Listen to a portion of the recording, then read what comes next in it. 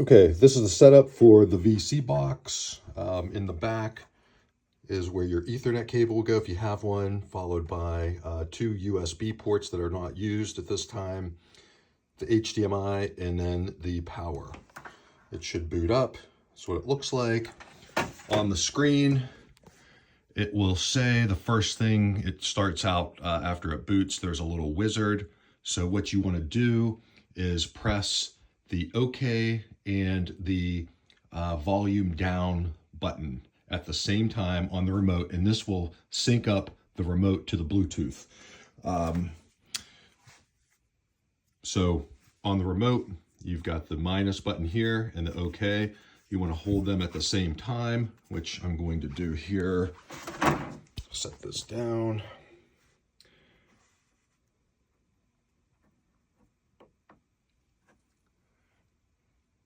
Just holding that, you can see the light on the remote. And once you successfully do that, you should come up to this screen. So by default, everything should be set up already. You just want to use the right arrow key to scroll. So you can see once I do that, it scrolls over. It'll automatically set up the TV. You really don't have to do anything. It automatically picks it up. This makes sure that the corners of the screen all touch. It automatically figures that out. You want to select the time, Eastern Daylight, and then Ethernet or Wi-Fi. So to do Wi-Fi, I would just scroll down. Oh, I'm sorry, scroll down and select Wi-Fi. But since I've already got an Ethernet connection on there, it's already selected. Wi-Fi, you would just select the network and go from there. So I'm just going to go right. And then it says agree. Settings complete. And then it's going to take you to the main screen. And then I have another video on how to operate, but this is just kind of a quick setup. So your main apps are going to be the Heat app. So Heat Live, VOD, Ultra, and Backup. So anything with a arrow, you need to do an update on. So if you scroll down to the Heat Live, hit OK, it's going to do an update, and then it installs it.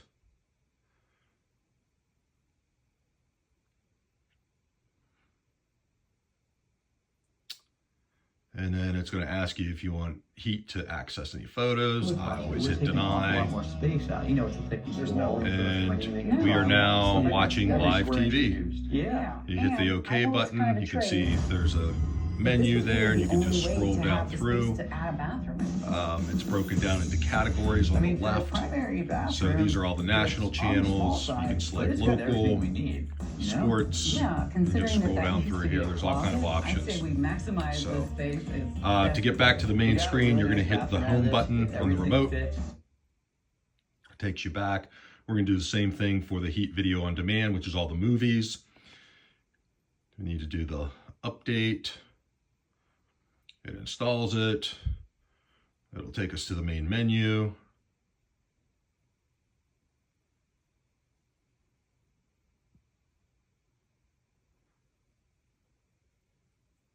It's taken a little bit of time to update all of the movies in the inventory.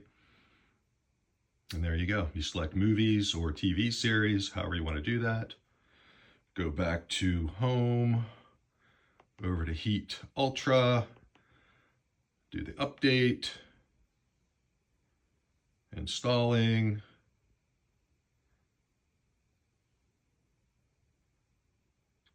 It's pretty simple. Ultra has all of the streaming services, and you also select either you want movies or TV series. So this first time when you do this, it takes a little bit extra time. It doesn't take this long after you do the initial install. Go back to home. Backup is just a backup of all the live channels. Never really had to use it, but it's there in the event that the Heat Live app goes down.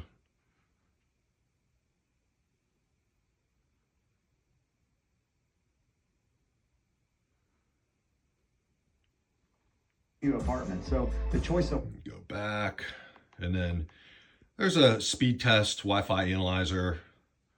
Might as well just do that while we're setting this up. And what this does, it will check your Wi-Fi speeds and make sure that it's compatible for streaming. Let's do an update. It's doing a quick test. It'll check all the speeds.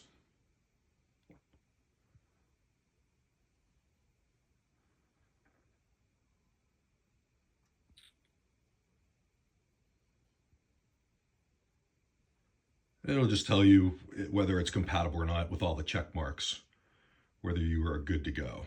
So, looks like we're good.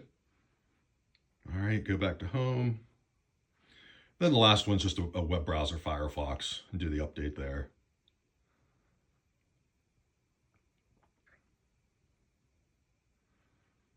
And it's just going to ask you a couple of little things, how you want it set up.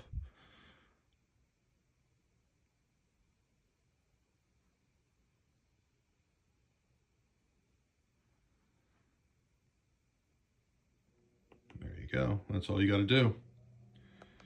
All right, going back to the main screen, if you ever have to make any updates, you can go to System Settings, and you can set up, you can name your device, you can change your network, if go from Ethernet to wireless. Account setup, this is your Google account for the Google Store, so if you want to download apps, pretty simple. And then the last one is the memory. So right now, if you want to clean up the memory, just hit the OK button on here a few times. It usually goes down to about like 38 or so, but that's normal. Pretty easy setup. Anybody can do this, very non-technical. I hope this helped you out.